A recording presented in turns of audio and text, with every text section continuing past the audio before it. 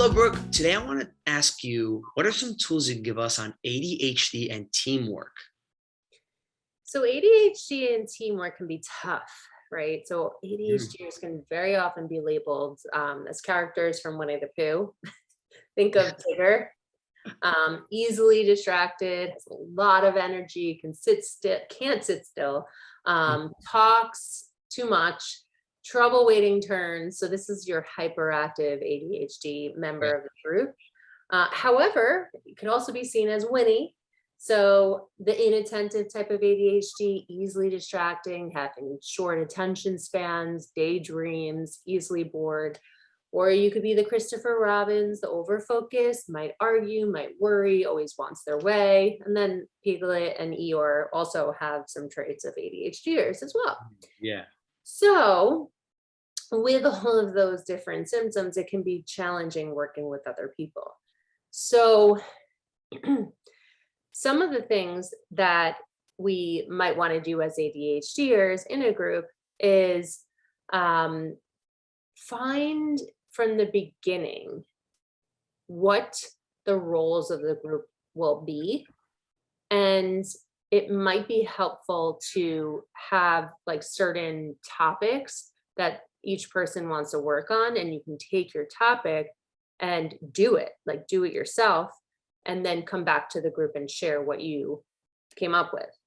Because very often the ADHDers want like come up with the answer to or the solution to what the group should be doing, but it's hard to come up with the steps along the way to the answer or help people understand how you got there. So if you can come up with something that is your own and then present it to the group or have a specific role in the group, maybe be a note taker or have a specific way of going about it, that can be helpful.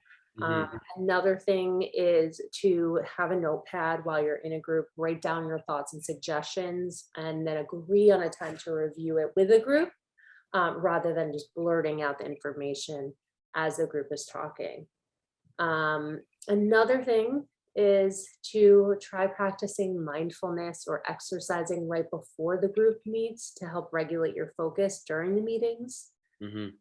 And then just, like fidget stuff. So if you want to be walking around during the group to help you stay focused, focus gadgets and toys, that also can help.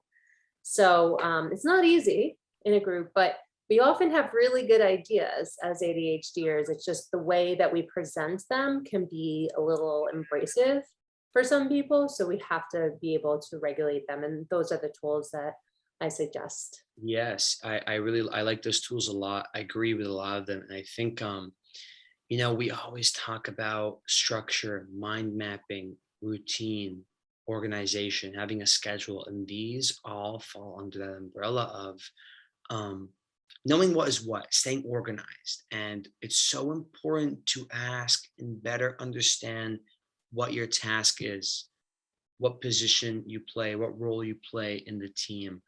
It's super important. And that also falls in the umbrella of communication. You need to ask those questions. Ask if you missed something. Sometimes we're thinking about this idea or this little this little small piece of the project the team talked about, and we're kind of in that whole new world of just thinking outside the box, and we miss a couple things someone else said. Ask, what did you miss? Ask to better understand and stay on top of the current task and the team goals. Communication, being a good listener. Being a good listener is so important. That's what I think also practicing mindfulness is super important. You need to be a good listener. Sometimes with our impulsivity, we want to interrupt and say this and say that. We get really excited. So I think it's super important to be a good listener, ask questions at the right time. And now for us with ADHD, I think thinking outside the box is a really big trait that we have. And it's a positive aspect that we have. And it's very important to use it. We always want to speak up and say what's on our mind because it might benefit the team. It might create new ideas. It's super important. And I think I like the walking thing. If you walk around and the, while you're talking or fidgeting, I tend to walk a lot when I'm on the phone or I'm on FaceTime. It's just something of habit I do so often, and it helps me think. I don't know what it is, but it helps me think. Yes. And, you know, my sister and my girlfriend, my mom, they all notice it. My friends all notice it. I walk so much when I'm on the phone. And even when um, I'm studying at school in groups or whatever it is, like at work, I like walking. I like getting up. Everyone's sitting at a table and I'm like standing up, getting walking. It just gets the mind flowing. That's super important. You use that to your advantage, a fidget spinner or this or that, just stay moving. Um, and don't forget to lead with strength, encourage others to do the same. Try to stay positive. Being in a team is super important. Um, and promote that diversity. You know, more than one brain is so important. You want to know that one brain's my bad. More than two brains is better than one, and so on. So you want to really promote that, you know, that positivity, that teamwork, that routine. Let's meet up a couple times a week. We can't miss a date, even if we have nothing to deliver. Let's still meet up. Let's create a group chat on email, on text, on Notion, note-taking apps, Google Docs, whatever it is. That synergy of so many different connections and networking. You want to stay loyal to those. You want to stay loyal to that routine and stay positive and always meet up, because you know sometimes there's nothing to deliver. Sometimes everybody's been a little, you know, busy, but it's very good to meet up.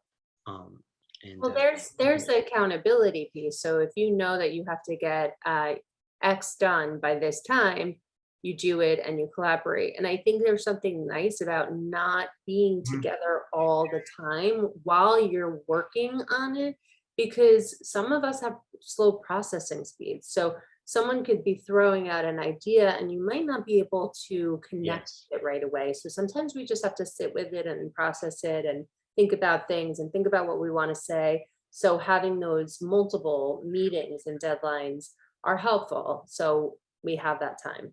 I agree 100%. Sometimes you need to sleep on it. Sometimes you hear something and they, you know, that little spark, that idea won't spark at you right away. You know what I mean? And I couldn't agree more. And, you know, just stressing on the, you know, cherishing that diversity, cherishing that different brains. You know, some people are the idea people, some people are the detail people. And it's super important to embrace, you know, having ADHD, embrace that thinking outside the box and getting up, walking around, and just staying vocal and try to communicate as much as you can, work as a team, because that's what gets the job done, you know. Teamwork, Say it. Say it. teamwork makes the dream work. Wow. And I'm going to say rules and roles. Everyone has a role and have certain rules. So Yes. like, even if you need a gavel, you know, okay, when the gavel comes to you, you talk. It could Like, be so elementary, but still, you yeah, know, the talking pillow, is that what they call it? The the talking. talking pillow, exactly. Yes, yes. I like that. I like that. A talking pillow, no doubt. We hope you liked today's video. If you want more information about ADHD, please feel free to visit our website at differentbrains.org or my website, coachingwithbrooke.com. And if you enjoyed today's video, give us a thumbs up, leave a comment below, and subscribe.